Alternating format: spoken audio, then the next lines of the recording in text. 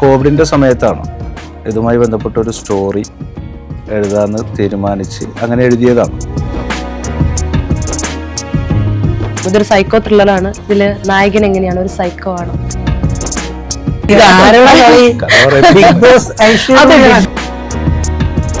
Tamil big ബോസും same ആണോ? വല്ല വ്യത്യാസമുണ്ടോ? എല്ലാ ബിഗ് ബോസും സെയിം ആണ്. ബിഗ് ബോസിൽ പോയി കഴിഞ്ഞാൽ നമ്മുടെ മനസ്സിന്റെ സമനില തെറ്റാൻ ധാരാളമാണല്ലേ ആശോ? നല്ലത് ചെയ്താലും കുറ്റപ്പെടുത്തുന്ന കുറെ പേരുണ്ട്, മോശം ചെയ്താലും കുറ്റപ്പെടുത്തുന്ന കുറെ ഏറെ പേരുണ്ട്, ഒന്നും ചെയ്യാതെ ഇരുന്നാലും കുറ്റപ്പെടുത്തുന്ന കുറെ ആൾക്കാരുണ്ട്. ഇപ്പൊ ഞാൻ ഇൻഡസ്ട്രിക്ക് പോകാൻ വേണ്ടിട്ടൊന്നും തമിഴ്നാട്ടിൽ പോയതോ അങ്ങനൊന്നല്ല. അതല്ല എന്റെ കഥ. എങ്ങനെ ഈ നെഗറ്റീവ് അല്ലെങ്കിൽ മൈൻഡിനെ സ്റ്റെബിലൈസ് ചെയ്യാമെന്നാണ് ഡോക്ടർ ബെന്നറ്റ് എന്ന് പറയുന്ന സിനിമയിലൂടെ കൺവേ ചെയ്യുന്നത്. യഥാർത്ഥത്തിൽ ഗമനിക്കാറുണ്ടോ? ഒരിക്കലും സ്ഥാപനത്തിലോ അധ്യാപക രംഗത്തോ ഞാൻ മദ്യപിച്ചിട്ടേ ഇല്ല. എന്റെ ചെറുപ്പത്തിൽ എന്റെ ഈ പറഞ്ഞ ഫ്രസ്ട്രേഷനിൽ ഞാൻ കൂട്ടുകൂടി മാത്രമേ സ്മോൾ കഴിക്കത്തുള്ളൂ. നമ്മൾ ആദ്യത്തെ മനസ്സ് വായിക്കുന്ന സൈക്കോളജിസ്റ്റുകൾ എന്ന് പറയുന്നത് അമ്മമാരാണ്. അമ്മമാര് മക്കളുടെ മനസ്സ് വായിക്കും. ഇപ്പോഴും ഫാമിലി നാട്ടിലെ സപ്പോർട്ടൊക്കെ എങ്ങനെയാണ്?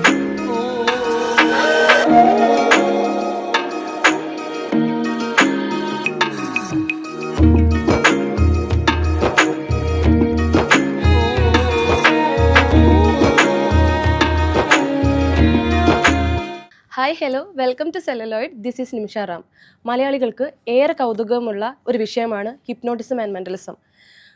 ഡോക്ടർ ബെന്നറ്റ് എന്ന സൈക്കോ ത്രില്ലർ മൂവി ഈ പശ്ചാത്തലത്തിൽ നിർമ്മിച്ചതാണ്. മൂവിയുടെ വിശേഷങ്ങളുമായി ക്രൂ മെമ്പേഴ്സ് നമ്മുടെ ഒപ്പം ഉണ്ട്. നമസ്കാരം. നമസ്കാരം. എല്ലാവരും സുഖമായിട്ടിരിക്കുന്നു? നന്നായി പോകുന്നു.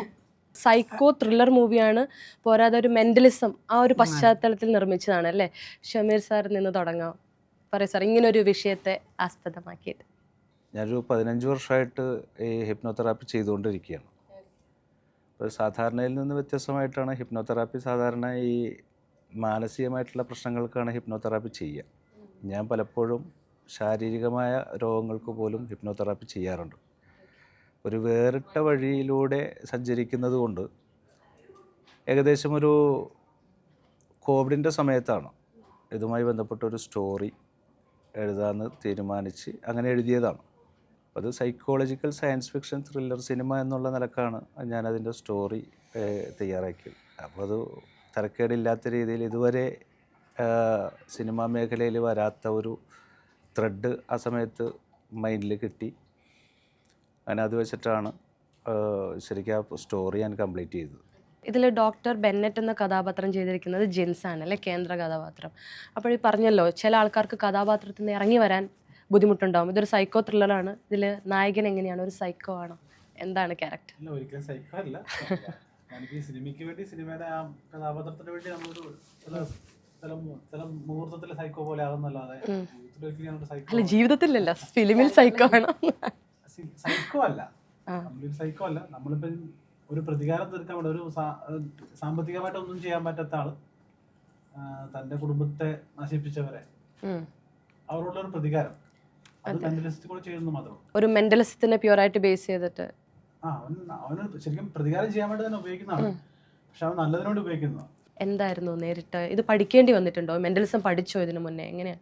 അല്ല, ഇത് മെന്റലിസം ചെയ്യുന്ന ആള് എങ്ങനെയാ അവരുടെ ബോഡി ലാംഗ്വേജ്, അല്ലെങ്കിൽ നമുക്കൊരു ഇതിനകത്ത് മെന്റലിസം ഷോ നടത്തുന്നുണ്ട്. അപ്പൊ അതിന് എങ്ങനെയാ ചെയ്യേണ്ടതെന്നൊക്കെ നമ്മൾ പുറത്തുനിന്ന് ഒരാളെ കൊണ്ടുവന്നിട്ട് ചെയ്യിപ്പിച്ചിട്ട് ഞാൻ പഠിക്കരുത്. ശരിക്കും ഇതിൽ ഹിപ്നോട്ടിസത്തിൽ ഒരുപാട് പേര് ആത്മഹത്യയൊക്കെ ചെയ്യും അല്ലേ? ഒരു ചെറിയ പിള്ളേരൊക്കെ ഈ ബ്രേക്കപ്പ് ആയി കഴിഞ്ഞാലും കുഞ്ഞു കുഞ്ഞു കാര്യത്തിനും. അപ്പോൾ ശരിക്കും പറഞ്ഞാൽ ഒരു സിമ്പിൾ സജഷൻ കൊടുത്തു കഴിഞ്ഞാൽ ആ ഒരു വ്യക്തിയുടെ ഓർമ്മകൾ അല്ലെങ്കിൽ ഒരു ഹാം അല്ലാത്ത രീതിയിൽ നമുക്ക് മാറ്റി കളയാൻ പറ്റത്തില്ലേ? ഒരു വ്യക്തിയെ എടുത്തു കളയാൻ പറ്റില്ലേ? എന്നാൽ കൂളായിട്ട് അവർക്ക് മൂവ് ഓൺ ചെയ്യാലോ. ചെറുപ്പകാലത്തിലുള്ള ട്രോമ. ഇപ്പോൾ ഈ അടുത്ത കാലത്ത് ABC മലയാളം എന്ന് പറയുന്നൊരു ചാനലിൽ ഒരു സ്പേസ് സയൻറ്റിസ്റ്റ് ഡോക്ടർ TPS അദ്ദേഹം പറയുന്നൊരു സംഭവമുണ്ട്. അദ്ദേഹത്തിന് സംഭവിച്ച ചെറുപ്പകാലത്തിലെ ഒരു ട്രോമ ഇന്നും അദ്ദേഹത്തെ അലട്ടുകയാണ്. അദ്ദേഹം വെള്ളത്തിൽ ഇറങ്ങാൻ കഴിയില്ല അദ്ദേഹത്തിന് ഇപ്പോഴും. കാരണം വെള്ളത്തിൽ വെച്ചിട്ട് ചെറുപ്പകാലത്തിൽ കിട്ടിയ ഒരു ട്രോമയാണ് അദ്ദേഹത്തിന് ഇപ്പോഴും വെള്ളത്തിൽ ഇറങ്ങുമ്പോൾ ഭയം ഉണ്ടാവും. ആ ട്രോമ എടുത്തു മാറ്റാൻ ഏറ്റവും നല്ല ഉപകരണം ഹിപ്നോട്ടിസം.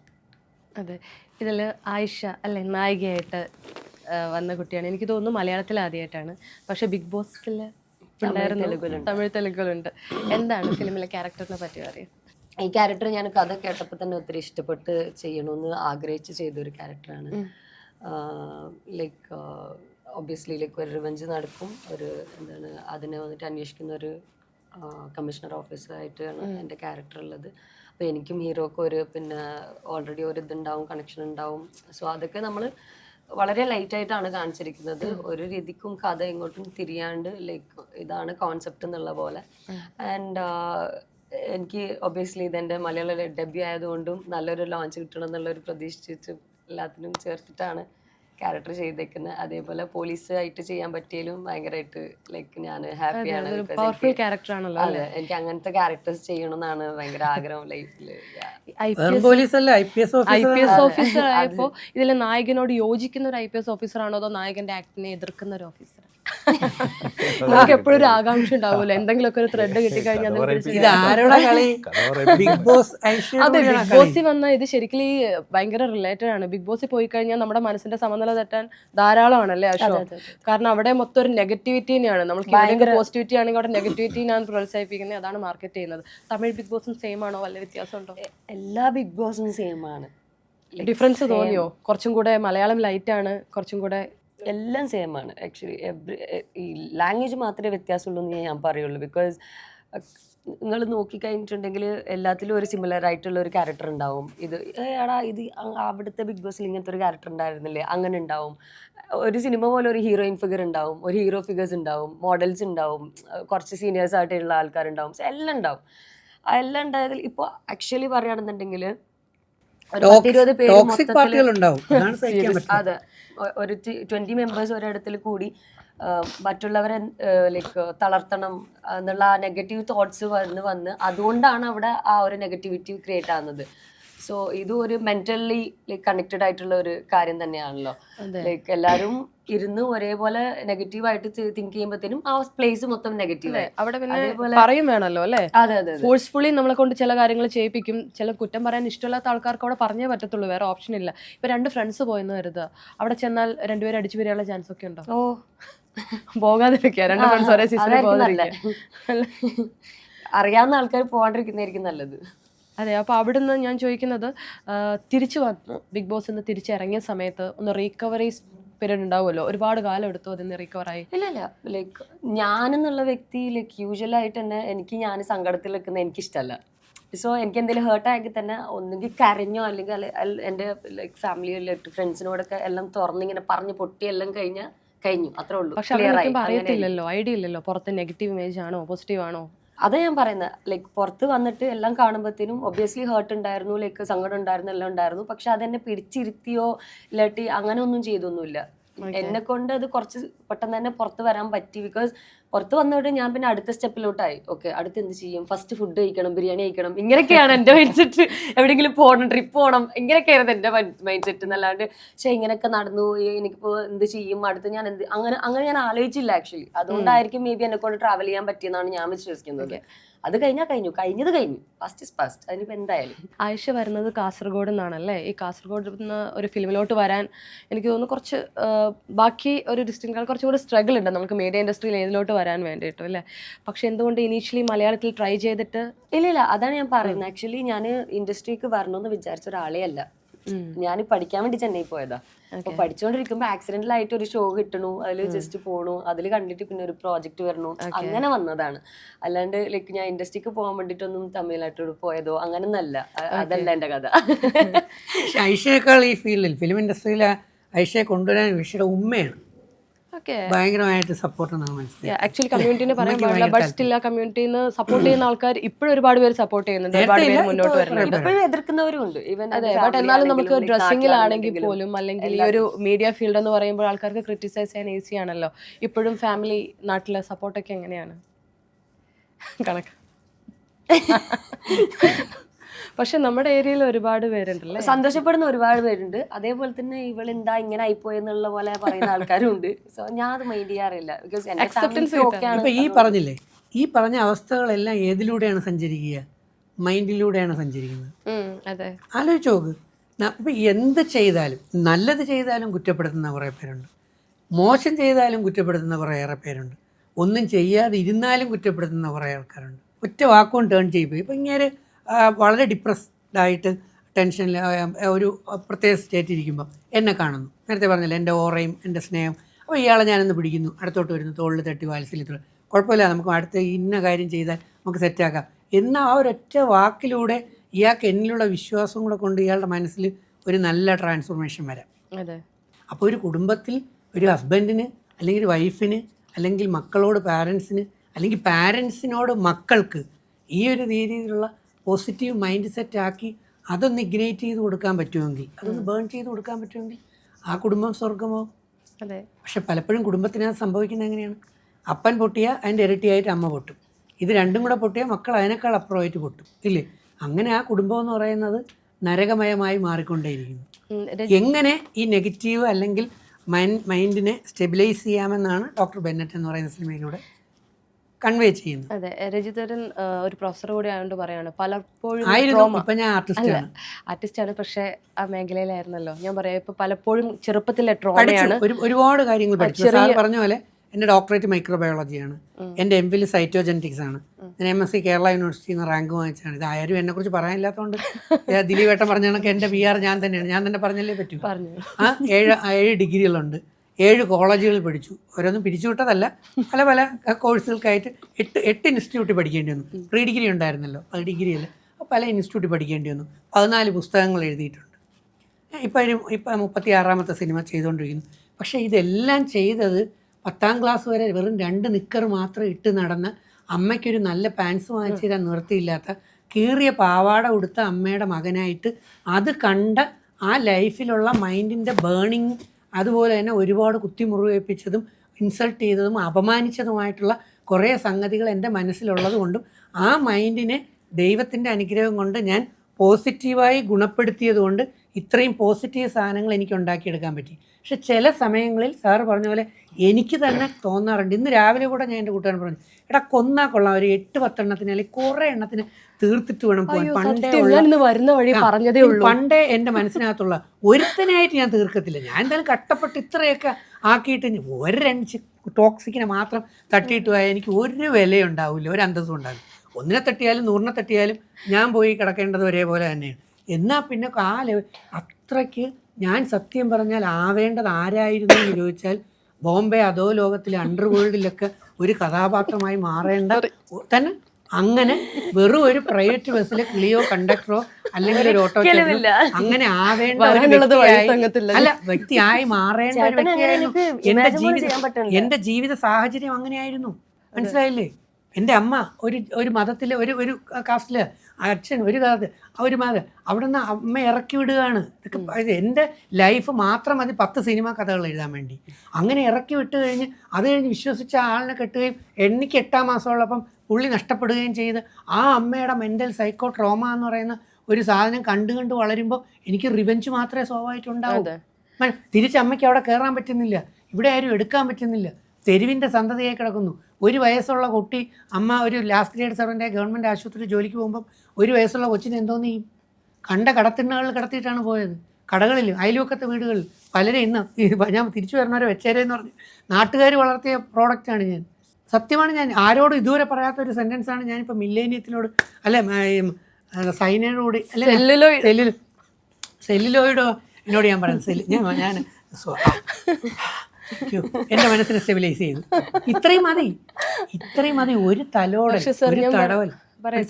ഈ ഇൻസൾട്ട് ഇൻവെസ്റ്റ്മെന്റ് ആയിട്ട് എടുക്കുന്ന ആൾക്കാരുണ്ട്. ഇൻസൾട്ട് ഇൻവെസ്റ്റ്മെന്റ് ആക്കി എടുത്തത് കൊണ്ടാണ് ഇന്ന് നിങ്ങളുടെ മുമ്പിൽ ഇവിടം വരെ എത്തുന്നത്. ജനങ്ങളിൽ ധാരാളം പേർക്കും എൻ്റെ പാസ്റ്റ് എക്സ്പീരിയൻസ് ഞാൻ അനുഭവിച്ചത് അറിഞ്ഞുകൂടാ. വളരെ കുറച്ച് പേർക്ക് മാത്രമേ അറിയാവൂ. എനിക്ക് നല്ല എനിക്ക് അപ്പോൾ ഇന്നത്തെ അവസ്ഥ നോക്കിയാൽ എനിക്ക് അമ്മയില്ല, അച്ഛനില്ല, ഭാര്യയില്ല, സഹോദരൻ്റെ മകളില്ല, മകൻ, ഒരു ലവറില്ല, ഒരു ചാറ്റിംഗ് ഇല്ല, ഒരു ഫ്രണ്ട് ഇല്ല. പക്ഷേ എല്ലാവരോടും ഞാൻ നല്ല സ്നേഹത്തിലാണ് ഞാൻ പോകുന്നത്. സമാധാനമുണ്ട്. എന്നെ ചീറ്റ് ചെയ്ത് തേച്ചിട്ട് പോയി ഒരുപാടുണ്ട്. എനിക്ക് എൻ്റെ നിന്ന് വാങ്ങിച്ച് തരാത്തവരുണ്ട്. അതിന് പക്ഷെ ഞാൻ ആർക്കും തിരിച്ചൊരു ദ്രോഹമോ ചതിയോ വഞ്ചന ഒരു നെഗറ്റീവും ഞാൻ ചെയ്യുന്നില്ല. പക്ഷേ എനിക്ക് എൻ്റെ ഉള്ളിൽ ഞാൻ ബൈബിളിലൂടെയും ഖുർആനിലൂടെയും വേദത്തിലൂടെ ഒരു തുള്ളി ജ്ഞാനം കരസ്ഥമാക്കി എൻ്റെ ബുദ്ധിയെ മനസ്സിന് മുകളിൽ പ്ലേസ് ചെയ്തത് കൊണ്ടാണ് ഞാൻ ഇന്നിവിടെ ഇരിക്കുന്നത്. സാറ് ഒരു പ്രൊഫസർ ആയിരുന്നല്ലോ. ഈ ടീച്ചേഴ്സ് അതായത് വളരെ അധികം ഇൻസൾട്ട് ചെയ്യും ചെറുപ്പത്തിൽ. പിള്ളേർക്ക് എന്ത് പറ്റും എന്ന് നോക്കാതെ ഒരു വാക്കുകൾ. ഞാനിപ്പോൾ പറഞ്ഞു, ഞാനിപ്പോൾ 26 വർഷത്തോളം ഞാൻ പഠിപ്പിച്ചൊരു അധ്യാപകനാണ്. പല സ്ഥാപനങ്ങൾ ഞാൻ കൗൺസിലിംഗ് ഷോ 2000-ഓളം കൗൺസിലിംഗ് ഷോ ഷമീർ സാർ നേരത്തെ പറഞ്ഞ പോലെ 2000-ഓളം ഷോ കേരളത്തിലും ഗൾഫിലും നടത്തി. അവസാനം ബിഗ് ബോസ് കഴിഞ്ഞപ്പോൾ ഞാനൊക്കെ നിർത്തിയതാണ്. ഇവിടെ എന്താ സംഭവം എന്ന് പറഞ്ഞാൽ എല്ലാ ടീച്ചേഴ്സും ഒന്നുമില്ല. കുറച്ച് ടീച്ചേഴ്സ് എന്ന് പറയുന്നത് അവരുടെ ഒരു ഡിഫെൻസീവ് ടെക്നിക്കാണ് ഈ മുൻകോപം എന്ന് പറയുന്ന സംഭവം. ഞാൻ പഠിപ്പിച്ച സ്ഥലങ്ങളിലെല്ലാം കുട്ടികളുമായിട്ട് ഭയങ്കര ഇൻറ്റിമേറ്റാണ്. ഇൻറ്റിമസി കുട്ടികളുമായി കൂടിയതുകൊണ്ട് തന്നെ എനിക്ക് വീട്ടിൽ എൻട്രൻസ് ട്യൂഷൻ ഉണ്ടായി. 1000-ലധികം MBBS MD DM MCH പഠിച്ചതും പഠിക്കുന്ന പിള്ളേരുണ്ട്. ബിഗ് ബോസ് കണ്ടു കാണും. എന്നെ ഫാമിലി റൗണ്ടിൽ വിളിച്ചത് എൻ്റെ വീട്ടുകാരല്ല വിളിച്ചത്, 5 മെഡിക്കൽ കോളേജിലെ ഡോക്ടർ സ്റ്റുഡൻസാണ് എന്നെ വിളിച്ചത്. അപ്പോൾ കുട്ടികളുമായിട്ട് ഞാൻ അവരുടെ മൈൻഡ് പൊട്ട പിള്ളേർ വന്നു കഴിഞ്ഞാൽ അവരെയാണ് ഞാൻ എന്ത് ചെയ്യുന്നത്, ഞാൻ പഠിച്ച MS സൈക്കോതെറാപ്പി മറ്റ് ഇതെല്ലാം കൂടെ വെച്ചുകൊണ്ട് അവൻ്റെ മനസ്സിനെ മാറ്റി തീർത്തിട്ട് അവനിലേക്ക് ഡോക്ടർ IAS IPS ഞാനിങ്ങനെ ഡെയിലി കുത്തി ഇറക്കും. പമ്പ് ചെയ്ത് ഇറക്കി അവനെ നല്ല പൊട്ടൻഷ്യലായിട്ടുള്ള ആളായിട്ട് മാറ്റും. അവനത് കിട്ടിക്കഴിയുമ്പോൾ കുറേ പേർക്ക് സ്നേഹവും സന്തോഷവും ഉണ്ടാവും. അപ്പോൾ ഞാൻ കുട്ടികളോടൊപ്പം കൂടുതൽ അടുത്തിരുന്നപ്പോൾ എൻ്റെ കൂടെയുള്ള സഹപ്രവർത്തകരിൽ ചിലർ തന്നെ ഒരു സ്ഥാപനത്തിൽ പറഞ്ഞു, അത് പിള്ളേരുമായിട്ട് അടിച്ചു പിടിച്ചതേ യൂത്ത് ഫെസ്റ്റിവൽ നടക്കണം, ആർട്സ് ഫെസ്റ്റിവൽ കലാപരിപാടി കഴിഞ്ഞപ്പം നമ്മുടെ ടീം ജയിച്ചു. കുട്ടികൾ എന്നെ തലയിലെടുത്തുകൊണ്ട് നടന്നു. ഉടനെ പറഞ്ഞു സാറും പിള്ളേരും കൂടെ സ്മോൾ അടിച്ചിട്ട് സെലിബ്രേറ്റ് ചെയ്തു പോകണം. കാരണം ഒരിക്കലും സ്ഥാപനത്തിലോ അധ്യാപക രംഗത്തോ ഞാൻ മദ്യപിച്ചിട്ടേ ഇല്ല. എൻ്റെ ചെറുപ്പത്തിൽ എൻ്റെ ഈ പറഞ്ഞ ഫ്രസ്ട്രേഷനിൽ ഞാൻ കൂട്ടുകൂടി മാത്രമേ സ്മോൾ കഴിക്കത്തുള്ളൂ. ഞാൻ കഴിച്ചിട്ടുണ്ട്. അതെ വിഷയത്തിൽ പോകുന്നു. അപ്പോൾ ഈ ഒരു സൈക്കോളജിക്കൽ സംഭവത്തിൽ ഈ വെറുപ്പ് നമുക്കുണ്ടാവും ഇല്ലേ? ഈ വെറുപ്പ് ഉണ്ടാകുമ്പോൾ ഈ വെറുപ്പ് നമ്മൾ നെഗറ്റീവാക്കി തന്നെ വെച്ചാൽ ഒരിക്കലും നേരത്തെ മോള് പറഞ്ഞ കണക്ക് ആ വ്യക്തിയുമായിട്ട് എന്ത് ചെയ്യാൻ പറ്റത്തില്ല, സഹകരിച്ച് മുമ്പോട്ട് പോകാൻ പറ്റത്തില്ല. അപ്പം ഒന്നുകിൽ നമ്മൾ എന്ത് ചെയ്യുക, അവിടെ നിന്ന് മാറിപ്പോവുക, അല്ലെങ്കിൽ നമ്മുടെ മനസ്സിനെ നമ്മൾ ടേൺ ചെയ്യിപ്പിക്കുക. മനസ്സിലായി? നമ്മൾ മനസ്സിനെ ടേൺ ചെയ്യിപ്പിക്കാൻ എന്തേ ഉള്ളൂ വഴി? ഒന്നുകിൽ അതിനനുസരിച്ച് അനുഭവമുള്ള ആൾക്കാരുമായിട്ട് സഹകരിക്കുക, അവരിൽ നിന്ന് അഡ്വൈസ് കേൾക്കുക, അല്ലെങ്കിൽ ഇതുപോലെയുള്ള പടങ്ങൾ, സിനിമകൾ, ഡോക്ടർ ബെന്നറ്റ് പോലെയുള്ള സിനിമകൾ നമ്മുടെ മനസ്സിനെ സ്വാധീനിക്കാൻ തക്ക രീതിയിൽ മനഃശാസ്ത്രപരമായി സൃഷ്ടിച്ചിരിക്കുന്ന സിനിമയാണ്. ഏതെങ്കിലും ഒരു, അല്ലെങ്കിൽ വായിക്കുക, അതിനനുസരിച്ചുള്ള നേരത്തെ പറഞ്ഞ പോലെ സൈക്കോളജിസ്റ്റുകളുടെയും ഒരുപാട് എക്സ്പീരിയൻസ് ഉള്ള വ്യക്തികളുടെയൊക്കെ പുസ്തകങ്ങൾ വായിക്കുക. ഇന്നത്തെ കാലത്ത് വായന വളരെ കുറവാണ്. അപ്പോൾ ഇത് എല്ലാം കൂടെ ചേർത്തുകൊണ്ടുള്ളൊരു റിസൾട്ടാണ് ഈ സിനിമയിലൂടെ മനഃശാസ്ത്രപരമായിട്ട് എങ്ങനെ നെഗറ്റീവിനെ പോസിറ്റീവ് ആക്കാമെന്ന രീതിയിൽ കാണിച്ചിരിക്കുന്നു. ഇതിൽ ഡോക്ടർ ബെന്നറ്റ് മൈൻഡ് ഹാക്കിംഗ് അങ്ങനെയുള്ള കാര്യങ്ങൾ ചെയ്യുന്നുണ്ടോ? അതായത് മൈൻഡ് ഹാക്കിംഗ് എന്നുള്ള ടെക്നിക്ക് ഉണ്ടല്ലോ, അത് പ്രയോഗിച്ചിട്ടുണ്ടോ ഈ കഥാപാത്രത്തിനെ കുറിച്ച്? ലഹരി ആന്റി ഡ്രഗ്സിന് വേണ്ടി അതെ, ഒരാൾ അറിയാതെ അവരുടെ രഹസ്യങ്ങൾ ചോർത്തി, ഇപ്പം അങ്ങനെയുള്ള ആൾക്കാരെ കുറ്റവാളികൾ തുറന്നു പറയത്തില്ലല്ലോ. അല്ല, അങ്ങനെയുള്ള ടൈപ്പ് സ്ക്രിപ്റ്റിലില്ല. ഇതൊരു റിവഞ്ച് സ്റ്റോറിയാ. ഇപ്പൊ എല്ലാവർക്കും ഇപ്പൊ നമ്മൾ കുറെ റിവഞ്ച് സ്റ്റോറി കണ്ടിട്ടുണ്ട്. ചില ആൾക്കാർ ബലഹീനമായിട്ടുള്ള ആൾക്കാർ സ്റ്റോറി തുടങ്ങുമ്പോഴത്തേനും പിന്നെ അവർ ഭയങ്കര ബിൽഡായി അവർ പിന്നീട് പോയിട്ട് ചെയ്യുന്നൊക്കെ നമ്മൾ കണ്ടില്ല. അതുപോലെ ഇതില് പുള്ളിക്കാരൻ ഒരു മെന്റലിസ്റ്റ് ആയതുകൊണ്ട് പുള്ളിക്കാരന്റെ റിവഞ്ച് മെന്റലിസം വഴി എങ്ങനെ ചെയ്യും. ഓക്കെ, അപ്പൊ പുള്ളിക്കാരൻ ഒരു രക്ഷകനാണോ? ബെന്നറ്റ് ഇത് ഫിലിമിൽ രക്ഷകനാണോ? കണ്ടിട്ട് മാത്രമേ രക്ഷകനാണോ ശിക്ഷിക്കുന്നവനാണോ എന്നുള്ളത് ഒരു കാര്യത്തിൽ ഒരു വില്ലനല്ല. 4 വില്ലന്മാരും 4 മൈൻഡ് ആക്ടിവിറ്റികളുമാണ് നടക്കുക. ഈ 4 എണ്ണത്തിനോട് നമ്മൾ എല്ലാവരോടും ഡോക്ടർ ബെന്നറ്റ് ഹീറോ ആണ്. അപ്പൊ പ്രതീക്ഷിച്ചാൽ മതി എന്ത് ചെയ്യുന്നു. അപ്പൊ 4 തരത്തിൽ ഇതിനെല്ലാം എങ്ങനെ മറുപടി കൊടുക്കാമെന്നുള്ള ഒരു സംഭവമാണ് നമുക്കിതിലൂടെ കാണാൻ പറ്റുന്നത്. ഒരുപാട് കോംപ്ലിക്കേറ്റ് കംപ്ലീറ്റ് പറഞ്ഞാൽ പിന്നെ നിങ്ങൾക്ക് സിനിമ മൊത്തം ആയി കഴിഞ്ഞില്ലേ? ഇപ്പോൾ ഷമീർ സാറിൻ്റെ അടുത്ത് ചോദിക്കുകയാണെങ്കിൽ മെന്റലിസം അറിയാമായിരിക്കുമല്ലോ ഒരുപാട് അല്ലേ? ലൈവായിട്ട് എന്തെങ്കിലും ഒരു കാര്യം ഭയങ്കര ആകാംക്ഷയുള്ളൊരു കാര്യമാണ് മെന്റലിസം. അത് ഇഷ്ടമുള്ള എന്തെങ്കിലും ഒരു അയ്യോ അതൊന്നും വേണ്ട, അങ്ങനത്തെ ഒന്നും വേണ്ട. വളരെ നല്ല നല്ല വല്ല അധികം ഫാമാവാത്ത രീതിയിൽ എന്തെങ്കിലും എല്ലാവരും ആഗ്രഹിക്കുന്നത്. ഇപ്പൊ മജീഷ്യൻ മുതുകാട് സാറിനെ കണ്ടു കഴിഞ്ഞാൽ ചെറിയ മാറ്റി കാണിക്കും. ഒരു സംഭവം ചെയ്യുക, അതായത് ഈ ഗോട്ട് ടാലന്റ് ഷോയിലൊക്കെ ചെയ്യുന്നൊരു സംഭവമാണ്, ഒത്തിരി വൈഡായിട്ട് ചെയ്യുന്ന സംഭവമാണ്. അത് നമുക്ക് ഇവിടെ ഒന്ന് പെർഫോം ചെയ്ത് നോക്കാം. ഈ ജിൻസിൻ്റെ ഫോണുണ്ടോ? അവിടെ ഇരിക്കട്ടെ. ഞാൻ ജിൻസിൻ്റെ ഫോണിലേക്ക് ഞാനിപ്പോൾ ഒരു വാട്സപ്പ് മെസ്സേജ് ഞാൻ അയക്കുന്നുണ്ട്. അത് കഴിഞ്ഞതിന് ശേഷം ഇയാളുടെ പേരെന്താ? നിമിഷ. നിമിഷനെ കൊണ്ട് തന്നെ ചെയ്യിക്കാം. അതല്ലേ അവസാനത്തെ നിമിഷമാണ് main. എന്തായാലും വേണമല്ലോ. അത് വേണം, പക്ഷെ ഒന്നും ചോർത്താതില്ല. ഇത് അതൊന്നുമല്ല, ഇത് അങ്ങനത്തെ ഈ tension മനസ്സിൽ ഒന്നും നിന്ന് ചോർത്ത് മനസ്സിൽ നിന്ന് ചോർത്ത് ഇങ്ങനെ കിടന്ന് ആവലാതിപ്പെടേണ്ട കാര്യം എന്താ? അതെ, ഇത് എന്തൊക്കെയോ കുറെ സാധനങ്ങൾ കിടന്നുകൊണ്ട് അതിന്റെ ഒരു ടെൻഷൻ ഉണ്ട്. എന്റെ മനസ്സ് ചോർത്തുവോ? എന്റെ മനസ്സ് എനിക്കൊന്നുമില്ല, അങ്ങനെയാണ് ചോർത്തിക്കോളൂ, ഒരു കുഴപ്പമൊന്നുമില്ല, ഒന്നുമില്ല. എന്താ ചെയ്യേണ്ടതെന്ന് വെച്ചാല് വളരെ സിമ്പിളാണ്. ഞാനിപ്പോൾ ജിൻസിൻ്റെ വാട്സാപ്പിലേക്ക് ഞാനിപ്പോൾ ഒരു സംഭവം ഞാൻ അയച്ചിട്ടുണ്ട്. 1 മുതൽ 100 വരെയുള്ള 1 to 100 അതിനിടയ്ക്കുള്ള ഏതെങ്കിലും ഒരു സംഖ്യ പറയുക. 76. എൻ്റെ ഫോണിൽ കുറച്ച് നോട്ട്സ് ഉണ്ട്. നോട്ട്സ് വേറൊന്നുമല്ല, നമ്മുടെ ഈ ആക്ടേഴ്സിൻ്റെ ആണ്. ഒരു 100ഓളം ആക്ടേഴ്സ് ഉണ്ട്. ഇപ്പോൾ പറഞ്ഞ എത്ര നമ്പർ പറഞ്ഞത്? 76. അത് നമുക്ക് ഞാൻ ആ നോട്ട്സ് ഞാൻ എടുക്കുകയാണ്. 76 അല്ലേ നമ്പർ പറഞ്ഞത്? നോട്ട്സ് എടുത്തിട്ടുണ്ട്. ഇതിൽ സെലിബ്രിറ്റീസിൻ്റെ ലിസ്റ്റ്, ഇതിൽ 76ൽ വരുന്ന ആരാണെന്ന് നോക്കൂ.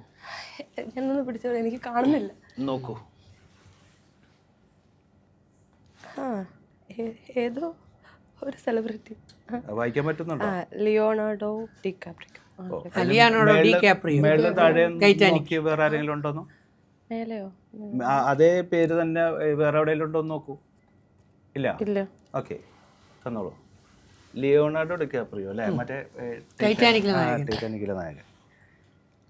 പിന്നെ ആയിഷ നമ്പർ പറഞ്ഞേ. 1 to 100. 1 to 100 ആയിഷക്ക് ഇത് 2ാമത്തെ തവണയാണ്. 1 to 100 33. ഈ 33-ല് ഷോപ്പിംഗ് ലിസ്റ്റിൽ 33 എന്താ കിടക്കുന്നത് നോക്കി. ഓ മൈ ഗാഡ്, എന്താ കിടക്കുന്നത്? വൈറ്റ് വൈൻ ആണോ? ഇനി ജിൻസിൻ്റെ ഫോണിൽ വാട്സാപ്പിൽ ഞാൻ അയച്ച സംഭവം ഒന്ന് നോക്കി. ശരിയാവോന്ന് അറിയില്ല കേട്ടോ. ഇത് പുള്ളിക്കാരൻ വൈറ്റ് വൈൻ കുടിക്കുന്ന സാധനം എന്തെങ്കിലും ആണോ? ആയിരിക്കുമോ? അല്ലേ, അതാണ് ലിയോണാർഡോ ഡികാപ്രിയോ. അദ്ദേഹം വൈറ്റ് വൈൻ കൊണ്ട് നിൽക്കുന്ന എന്റെ പൊന്നോ, വൈറ്റ് വൈൻ ഡികാപ്രിയോ. ഇങ്ങനെ ക്ലിയർ. ഞാൻ എങ്ങനെയാണ് കിട്ടിയെന്നാണ് ആലോചിച്ചത്. നമ്മുടെ ഒരു മൈൻഡിലൊക്കെ നമ്മളൊരു ആക്ട്രസിന്റെയോ വല്ല പേരും ആലോചിക്കുകയാണ്, അത് കണ്ടുപിടിക്കാറില്ലേ ചില ആൾക്കാർ? അതിന്റെ പിന്നിൽ അത് ரொம்ப സിമ്പിൾ. അതൊക്കെ നമ്മള് ടെക്നിക്ക് പറഞ്ഞു. ഓ, ടെക്നിക്ക് പറഞ്ഞു തരണേ, എനിക്ക് മനസ്സിലായി. എന്താന്നറിയോ, ഇത് ആക്ടേഴ്സിന്റെ സംഭവമല്ല, മറ്റേ മനസ്സിലാകാന്ന് അറിയാൻ വേണ്ടിട്ട്. ആരാ കുട്ടി അങ്ങനെ മനസ്സിലാക്കാനായി? എല്ലാം ഈ ലോകത്ത് മുഴുവൻ കള്ളന്മാരല്ലേ, അപ്പുറത്ത് എന്താ ചിന്തിക്കുന്നത്? സാധാരണ ഇതില് ധാർമ്മികത അനുസരിച്ച് പറയുകയാണെന്നുണ്ടെങ്കിൽ മൈൻഡ് റീഡിങ് വലിയ പ്രയാസമാണ് അല്ലേ? ഒരു മനുഷ്യന്റെ മനസ്സിനെ വേറൊരു മനുഷ്യനെ. പക്ഷെ സാധാരണ ഇതിലിപ്പോ ഈ നേരത്തെ പറഞ്ഞില്ലേ നിങ്ങളുടെ നാട്ടുകാരനാണെന്ന് പറഞ്ഞില്ല, ആദ്യോടക്കം ചോദിച്ചാൽ പറയുന്ന മറുപടി ആദ്യം പറയാ ഒരാളുടെ മനസ്സ് വായിക്കാൻ കഴിയില്ല എന്നേ പറയുള്ളൂ. പക്ഷെ മനസ്സ് വായിക്കാം. മനസ്സ് വായിക്കുന്നുണ്ടല്ലോ. ഓരോ വീട്ടിലെയും അമ്മമാര്, നമ്മൾ ആദ്യത്തെ മനസ്സ് വായിക്കുന്ന സൈക്കോളജിസ്റ്റുകൾ എന്ന് പറയുന്നത് അമ്മമാരാണ്. അമ്മമാര് മക്കളുടെ മനസ്സ് വായിക്കും. ശരിയാ. പുറത്തുപോയ മക്കൾ ഏത് സമയം കയറി വരൂന്ന് പറയാൻ അമ്മമാര് പറയും. തന്റെ കുഞ്ഞിന് എപ്പോഴാണ് പാല് വേണ്ടതെന്ന് ഒരു അമ്മ മനസ്സിലാക്കുന്ന ടെലിപ്പതിയിലൂടെയാണ്. മനസ്സ് വായിക്കാണ്. ഏറ്റവും വലിയ സൈക്കോളജിസ്റ്റ് അമ്മയാണ്, അമ്മയും അച്ഛനുമാണ്. എനിക്ക് തോന്നുന്നു ഇത്രയും നല്ല പ്രമേയം ഒരുപക്ഷെ അധികം ആൾക്കാർ ശ്രദ്ധിക്കപ്പെടാത്ത പല ഫിലിമിലും നല്ല പ്രമേയം കണ്ടിട്ടുണ്ട് ഇതുപോലുള്ള വിഷയങ്ങൾ. പക്ഷെ ഒരു പക്ഷെ പുതിയ കാസ്റ്റ് ആയതുകൊണ്ടോ ശ്രദ്ധിക്കപ്പെടാറില്ല. പക്ഷെ ഇതുപോലുള്ള വിഷയം ഒരുപാട് ശ്രദ്ധിക്കപ്പെടണം. കൂടുതൽ പ്രാക്ടിക്കലായിട്ട് ഇത് വർക്ക്ഔട്ട് ചെയ്യണമെന്ന് ഇനിയും വരും ഇതുപോലുള്ള പ്രമേയങ്ങൾ. ഇനി ഇവിടുന്ന് അങ്ങോട്ട് സമൂഹത്തിന് ഗുണകരമായിട്ടുള്ള ഇത്തരം പ്രമേയങ്ങൾ സൈക്കോളജിക്കൽ സയൻസ് ഫിക്ഷൻ ത്രില്ലർ സിനിമകളായിട്ട് ഇനിയും സിനിമകൾ വരും. തീർച്ചയായിട്ടും വരും. ജിൻസും അതിന്റെ ഭാഗമായിട്ടൊക്കെ ഉണ്ടാവും. തീർച്ചയായും ക്ലിക്ക് ആവട്ടെ. ഡുവറ്റ് മൂവി ഭയങ്കര സക്സസ് ആവട്ടെ, വമ്പൻ വിജയം ആവട്ടെ എന്ന് ആശംസിക്കുന്നു. Thank you. വീണ്ടും ഒരുപാട് മൂവിയുടെ വിശേഷങ്ങളുമായി നമുക്ക് എല്ലാവർക്കും ഒന്നുകൂടെ കാണാം. Thank you. All the best.